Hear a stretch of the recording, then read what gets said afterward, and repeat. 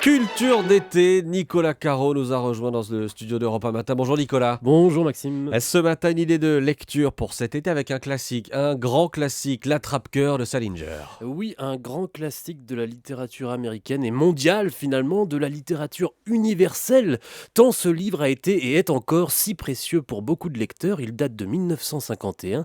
The Catcher in the Rye, c'est son titre original, L'Attrape-cœur en français. Il s'en vendrait encore 250 000 chaque année, 60 millions en tout depuis sa parution.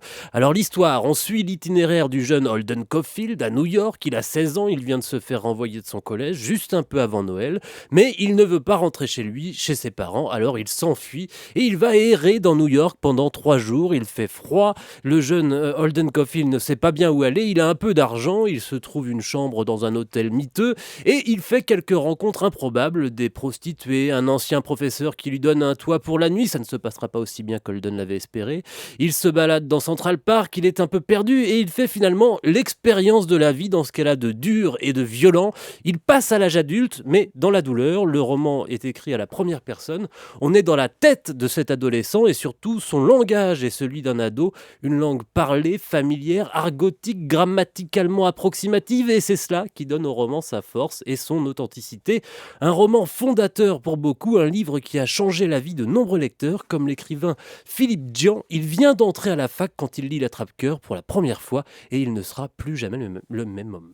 J'ai un ami qui me met à ce moment-là l'attrape-cœur entre les mains. Je lis l'attrape-cœur et là je me rends compte que j'avais rien compris. Je savais pas ce que c'était que la littérature en fait, avant de tomber là-dessus. Et c'est pour ça que du jour au lendemain, j'ai arrêté la fac et je suis parti en me disant c'est beaucoup plus important et beaucoup plus grave que ça. Gros coup de cœur pour Philippe Dian, un livre mythique donc et un auteur singulier. Le très mystérieux Jérôme David Salinger, il est mort en 2010 aux États-Unis, il avait 91 ans.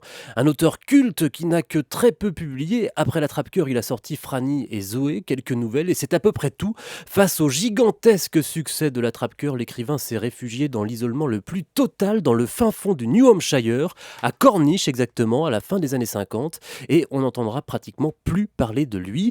Il refuse toutes les interviews, les curieux sont chassés sans ménagement. D'ailleurs, tout le village protège l'intimité de l'auteur, les habitants donnent de fausses pistes aux journalistes. Bref, Salinger s'est transformé en véritable ermite, ce que devraient faire tous les écrivains selon Philippe Dian. C'est la seule attitude un peu raisonnable et un peu honorable de l'écrivain aujourd'hui, c'est de ne pas se montrer, c'est de faire que les livres doivent passer avant. Et c'est terrible parce que même des gens comme moi qui vous disent ce que je suis en train de vous dire, fonctionnent pas comme ça. Moi, je me vois beaucoup trop à la télévision, je me vois beaucoup trop dans les articles que je fais à droite à gauche.